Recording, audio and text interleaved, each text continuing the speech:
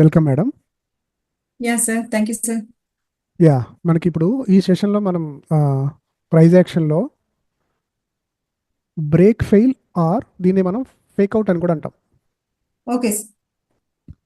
So technical అనాలిసిస్లో price యాక్షన్లో break fail అనే కాన్సెప్ట్ ఉంది. దాన్నే కొంతమంది ఏంటంటే ఫేక్ అవుట్ అని కూడా అంటారు. సో ఈ బ్రేక్ ఫెయిల్ అంటే ఏంటంటే పర్టికులర్లీ ఒక పాయింట్, ఒక సపోర్ట్ ఏరియా దగ్గర లైక్ ఇలాగ ప్రైస్ కన్సోలిడేషన్ జరిగి ఒక బ్రేక్అవుట్ వచ్చింది. సో ఒక బ్రేక్అవుట్ అంటే జనరల్గా బ్రేక్అవుట్లో ఏం చూడాలంటే రీబ్రేక్ చూడాలి. బ్రేక్అవుట్ అంటే బ్రేక్అవుట్ మీన్స్ రీబ్రేక్ చూడాలి. ఎందుకు రీబ్రేక్ చూడాలి అంటే, సో ఒక్కొక్కసారి ఏం జరుగుద్దంటే ఇక్కడ ఏదైతే ఈ కన్సోలిడేషన్ ఉందో, ఈ కన్సోలిడేషన్ జరిగింది ఇక్కడ ప్రైస్ అంటే లైక్ ఇక్కడ ప్రైస్ ఏం జరిగింది, సైడ్ వేస్ అయింది. యా ఒక ఒక కన్సోలిడేషన్ జరిగింది. యస్. అంటే ఒక ఈక్వల్ హై ఈక్వల్ లో క్రియేట్ అయింది. ఒక ఈక్వల్ హై ఈక్వల్ లో క్రియేట్ అయింది. సో ఈక్వల్ హై ఈక్వల్ లో క్రియేట్ అయిన తర్వాత మేబీ ఒక పాయింట్ ఆఫ్ తర్వాత ఇక్కడ పడ్డ ఆర్డర్స్ వల్ల ఇలా కనుక ఒక క్యాండిల్ వచ్చినప్పుడు ఏం జరుగుద్దంటే, ఇక్కడ ఎవరైతే సెల్లర్స్ ఉన్నారో, అంటే ఇక్కడ ఎవరైతే ఈ ఈ రెసిస్టెన్స్ ఏరియాకి వచ్చినప్పుడల్లా సెల్లింగ్ సైడ్ పొజిషన్స్ తీసుకుని ఉన్నారో ఆ పొజిషన్స్ తీసుకున్న వాళ్ళు ఇది కనుక ఒకసారి ఇటు బ్రేక్అవుట్ ఇస్తే, ఏదైతే ఇక్కడ పొజిషన్స్ తీసుకొని ఈ అబోవ్ వాళ్ళు ఎస్ఎల్స్ పెట్టున్నారో, సో ఈ ఎస్ఎల్స్ అన్ని హిట్ అయినాయా లేదా? Yes sir. So SLs hit అయినప్పుడు ఇక్కడ ఉన్నటువంటి సెల్ ఆర్డర్స్ మొత్తం కూడా వాళ్ళ ఎస్ఎల్స్ హిట్ అవ్వటం అంటే ఈ సెల్ ఆర్డర్స్ అన్ని బై ఆర్డర్స్ కింద కన్వర్ట్ అయినాయా లేదా? Yes sir. Yes sir. So ఈ బై ఆర్డర్స్ కింద కన్వర్ట్ అవ్వటం వల్ల వచ్చినటువంటి మూమెంట్ ఇది. సో ఈ బై ఆర్డర్స్ కింద కన్వర్ట్ అవ్వటం వల్ల వచ్చిన మూమెంట్ అయితే, సో అసలు ఇందులో రియల్గా బయ్యర్స్ ఉన్నారా లేదా? సో ఇందులో రియల్గా బయ్యర్స్ ఉన్నారా లేదా అనేది మనకి ఎట్లా తెలుస్తుంది?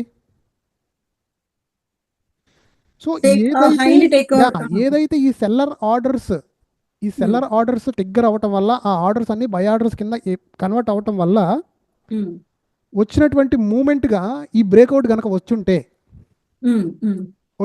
అంటే ఇందులో రియల్గా బయ్యర్స్ లేనట్టే కదా? Yes sir. Yes sir. ఇందులో రియల్గా బయ్యర్స్ లేనట్టే కదా? ఒకవేళ రియల్గా బయ్యర్స్ ఉన్నారు, ఆ బయ్యర్స్ ఉండటం వల్లనే వీళ్ళ ఎస్ఎల్ ఆర్డర్స్ అన్ని ట్రిగ్గర్ అయినాయి. సో వీళ్ళ ఎస్ఎల్ ఆర్డర్స్ కనుక ట్రిగ్గర్ అయ్యి ఉంటే, సో వీళ్ళ ఎస్ఎల్ ఆర్డర్స్ అన్నీ కూడా బయింగ్ ఆర్డర్స్ కింద కన్వర్ట్ అయ్యి, ఇక్కడ ఆల్రెడీ ఏదైతే బయర్ ఆర్డర్స్ వల్ల ఈ మూమెంట్ వచ్చిందో ఆ మూమెంట్ ప్లస్ వీళ్ళ sell orders converting into buy orders, ఈ టోటల్ ఆర్డర్స్ వల్ల ప్రైస్ అలా వెళ్ళిపోవాలి, హయ్యర్ హై అవ్వాలి. ఇలా ఫాట్ అని వెళ్ళిపోవాలా ప్రైస్? Yes sir. హైని క్లోజ్ చేయాలి. So no closing here. So ఇక్కడ ప్రైస్ అనేది ఇలా వెళ్ళిపోవాలా? Yes sir. ఈ ప్రైస్ అనేది ఇట్లా వెళ్ళిపోవాలా, ఫాట్ అని వెళ్ళిపోవాలా? బట్ ఇక్కడ సిచ్యువేషన్ ఏంటంటే, ప్రైస్ కనుక ఇలా వెళ్ళకుండా సో ఇలాగా క్యాండిల్ స్టార్ట్ అయిపోయి ఇలా వెళ్ళి ఒక హై క్రియేట్ అయ్యి లోపలికి కనుక వచ్చి క్లోజ్ అయిందంటే, ఇది ఇప్పుడు మనం బ్రేక్ అండ్ క్లోజ్ కింద అనుకోవాలా? బ్రేక్ ట్రై చేసింది బట్ క్లోజ్ అయిందా? No close. సో క్లోజ్ అయిందంటే ఇక్కడ రియల్గా బయర్స్ ఉన్నారా అప్పుడు? నో, లేదు సార్. అది సో రియల్గా బయర్స్ లేరు, ఏదో ఒక ఫ్లోలో మూమెంట్ వల్ల వచ్చింది. రావటం ద్వారా ఇక్కడ ఉన్నటువంటి సెల్లర్స్ యొక్క ఆర్డర్స్ అన్ని ట్రిగ్గర్ అవటం వల్ల వాళ్ళ ఆర్డర్స్ అన్ని బై ఆర్డర్స్ కింద కన్వర్ట్ అవ్వడం వల్ల ఈ క్యాండిల్ తయారైంది అనుకుందాం. ఎస్. సో రియల్ బ్రేక్అవుట్ అయితే, ఇందులో రియల్గా బై ఆర్డర్స్ వల్ల వచ్చినటువంటి మూమెంట్ కనుక అయితే ఈ క్యాండిల్ ఇలా తయారవ్వదు. సో ఇక్కడ ఉన్నటువంటి సైకాలజీ ఏంటి? ప్రైస్లో ఏదైతే ఒక ఇండెసిషన్, ఒక కన్ఫ్యూజన్, నర్వస్నెస్ ఉందో, ఆ నర్వస్నెస్లో క్రియేట్ అయినటువంటి ఒక చిన్న ఫ్లక్చువేషన్ ద్వారా సెల్లర్ ఆర్డర్స్ మొత్తం కూడా హిట్ అయిపోయినాయి. ఆ సెల్లర్ ఆర్డర్స్ అన్ని వాళ్ళ ఎస్ఎల్ హిట్ అవ్వడం అంటే సెల్లర్ ఆర్డర్స్ బయింగ్ ఆర్డర్స్ కింద కన్వర్ట్ అయినాయి. బయర్ ఆర్డర్స్ కింద కన్వర్ట్ అవ్వడం వల్ల ఈ మూమెంట్ వచ్చింది, అంతే తప్ప ఇందులో రియల్గా బయర్స్ లేరు అనేది మనకి ఎట్లా ఎప్పుడు తెలుస్తుంది? ఈ క్యాండిల్ ద్వారా తెలుస్తుంది. సో ఈ క్యాండిల్ ద్వారా మనకు తెలుస్తుంది కదా. సో ఇట్లా ఉన్నటువంటి వీక్నెస్ మేబీ తర్వాత మళ్ళీ అగైన్ ఒక క్యాండిల్ ఇలా పడి, ఇంకో క్యాండిల్ ఇలా పడి, ఇంకో క్యాండిల్ ఇలా పడి ఈ హైస్ అని ఇలా షిఫ్ట్ అవుతూ ఓ పర్టికులర్ పాయింట్కి వెళ్ళిన తర్వాత ఈ వీక్నెస్ ఇలా ఇలా ఇలా ఇలా కంటిన్యూ అయిపోయి ఎక్కడో ఒక చోట ఒక చిన్న ఇంబ్యాలెన్స్ కనుక దొరికిందా, ప్రైస్ అనేది మళ్ళీ అగైన్ ఫాలో అవుతుంది. ఫాలో అవుతుంది. Yes sir. సో దీన్ని ఏమంటారంటే టెక్నికల్గా ఫేక్ అవుట్ అంటారు ఆర్ బ్రేక్ ఫెయిల్ అంటారు. Okay sir. Okay. Yeah. Understood? Yes sir, understand sir. So అట్లనే ఒక రెసిస్టెన్స్ ఏరియా ఉంది. ఒక రెసిస్టెన్స్ ఏరియా మీద ఒక రేంజ్ క్రియేట్ అయింది.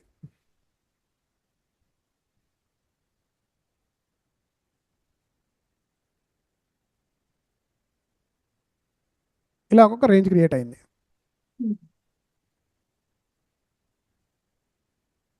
ఒక రేంజ్ క్రియేట్ అయిన తర్వాత ఇక్కడ ఏం చేస్తారు? ఇక్కడ జనరల్గా సెల్లర్స్ యొక్క సైకాలజీ ఎలా ఉంటుంది?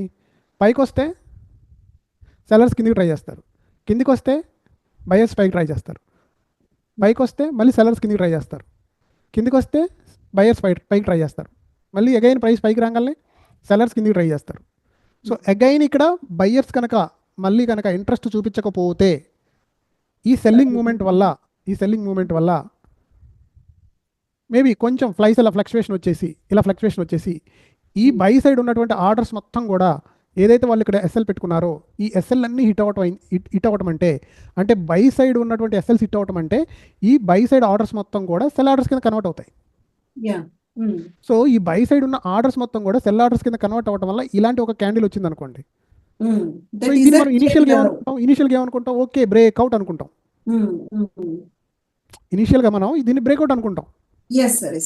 సో ఈ బ్రేక్అవుట్ రియల్గా ఇది బ్రేక్అవుటేనా అంటే ఈ బ్రేక్అవుట్ ఎలా వచ్చింది అంటే బయ్యర్స్ యొక్క ఆర్డర్స్ సెల్ ఆర్డర్స్గా కన్వర్ట్ అవ్వటం వల్ల ఈ బ్రేక్అవుట్ వచ్చిందా, లేదు ఇందులో సెల్లర్స్ రియల్గా పార్టిసిపేట్ అవ్వటం వల్ల ఈ బ్రేక్అవుట్ వచ్చిందా అనే దానికి ఆ క్వశ్చన్కి మనకు ఆన్సర్ ఎలా తెలుస్తుంది? ఏదైతే ఈ బ్రేక్అవుట్ జరిగిందో ఈ బ్రేక్అవుట్ మళ్ళీ రీబ్రేక్ జరిగితే కదా. ఇక్కడ ఏదైతే బ్రేక్అవుట్ జరిగిందో ఆ బ్రేక్అవుట్కి మళ్ళీ ఇక్కడ రీబ్రేక్ జరిగితే అప్పుడు క్లియర్లీ ఇందులో సెల్లర్ ఉన్నారు. క్లియర్గా ఇందులో మనకి ఇక్కడ వాల్యూమ్ కూడా ఇంపార్టెంట్ కదా సార్ అప్పుడు మళ్ళీ. ఎస్, ఇక్కడ వాల్యూమ్ ఖచ్చితంగా వస్తుంది. ఫేక్ అవుట్ కనుక అయితే షూర్ షాట్కి క్యాండిల్లో వాల్యూమ్ వస్తుంది. ఎందుకు వాల్యూమ్ వస్తుంది? ఇక్కడ బయ్యర్ ఆర్డర్స్ మొత్తం హిట్ అయినాయి కదా, ఎస్ఎల్స్ హిట్ అయినాయి కదా, వాళ్ళ ఎస్ఎల్స్ హిట్ అయ్యి అవన్నీ బయింగ్ ఆర్డర్స్ కింద కన్వర్ట్ అయినాయి కదా, ఖచ్చితంగా వాల్యూమ్ ఉంటుంది క్యాండిల్లో. క్యాండిల్ షూర్ షాట్ గా ఇందులో వాల్యూమ్ ప్రజెంట్ అయి ఉంటుంది. మీరు జాగ్రత్తగా గమనించండి, ఈ క్యాండిల్లో షూర్ షాట్ గా మీకు వాల్యూమ్ ఉంటుంది.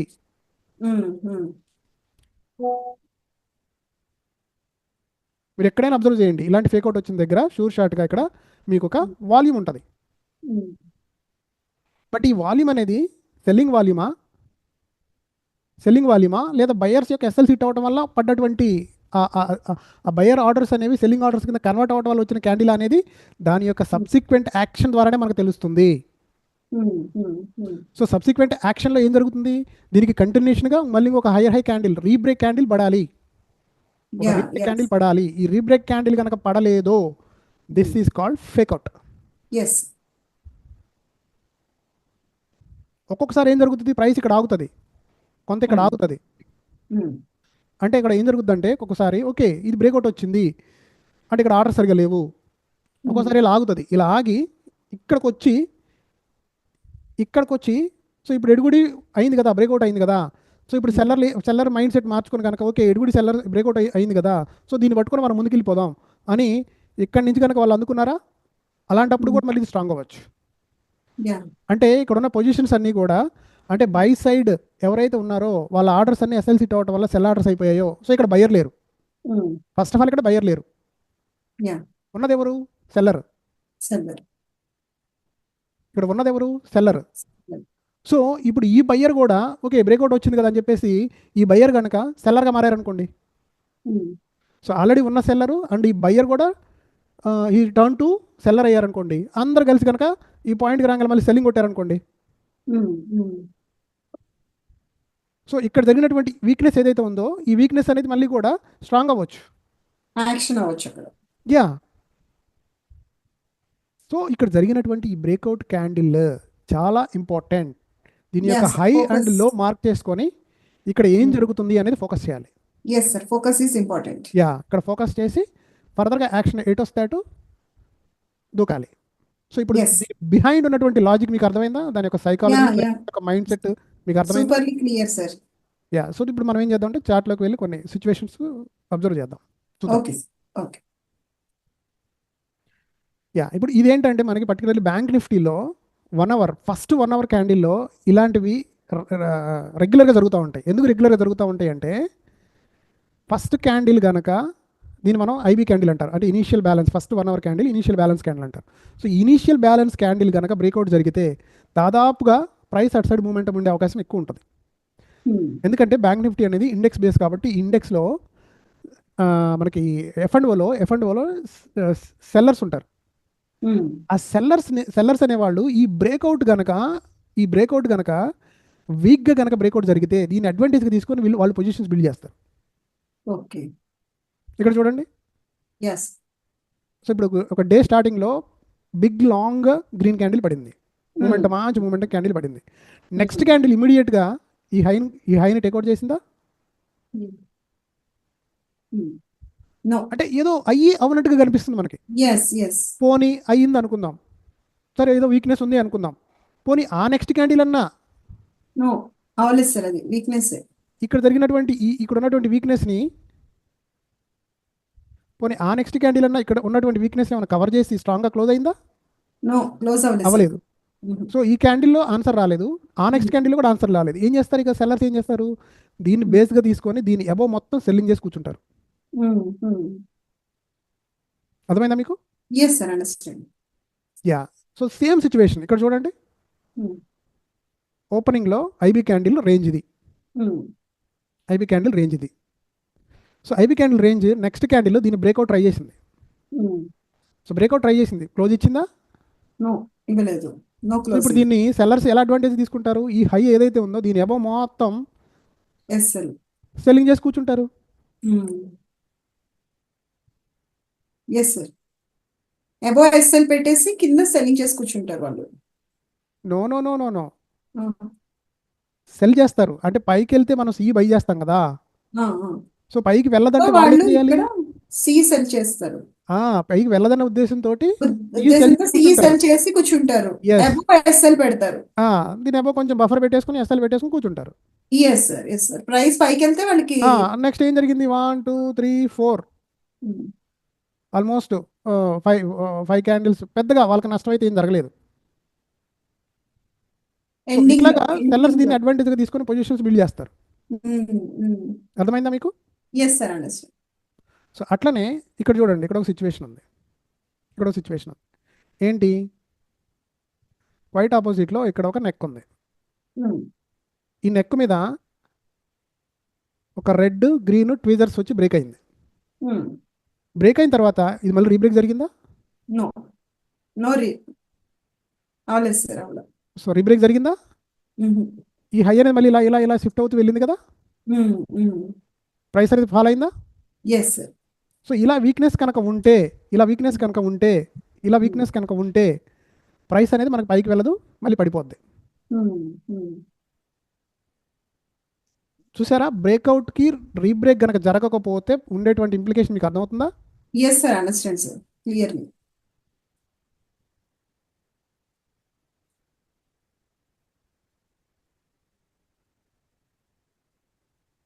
ఇక్కడ చూడండి, ఇక్కడ ఏంటిది? ఇది ఒక ప్యాటర్న్ ఉంది కదా, నీట్గా ఒక ప్యాటర్న్, రైట్? హై లో హై లో హై, ఇక్కడ ఒక టచ్, ఇక్కడ ఒక టచ్, ఇక్కడ ఒక టచ్, ఇక్కడ ఒక టచ్, 4 టచ్ తర్వాత ఒక ట్రెండ్ లైన్ బ్రేక్అవుట్ జరిగిందా ఇక్కడ? Yes sir, yes sir. ఇక్కడ ఒక బ్రేక్అవుట్, ఈ బ్రేక్అవుట్ క్యాండిల్ ఇదే కదా. క్యాండిల్ చూడండి, సూపర్గా వాల్యూమ్ ఎలా వచ్చింది? ఈ క్యాండిల్లో సూపర్గా వాల్యూమ్ వచ్చిందా? మళ్ళీ క్యాండిల్ రీబ్రేక్ జరిగిందా? నో రీబ్రేక్. సో బ్రేక్అవుట్ అంటే రీబ్రేక్ జరగాలి, గుర్తుపెట్టుకోండి. బ్రేక్అవుట్ మీన్స్ రీబ్రేక్ అవ్వాలి, రీబ్రేక్ అయితేనే ఇట్స్ కాల్డ్ బ్రేక్అవుట్. మళ్ళీ ఇక్కడ నుంచి రీబ్రేక్ ఇక్కడ ట్రై చేసింది, ఫెయిల్ అయింది.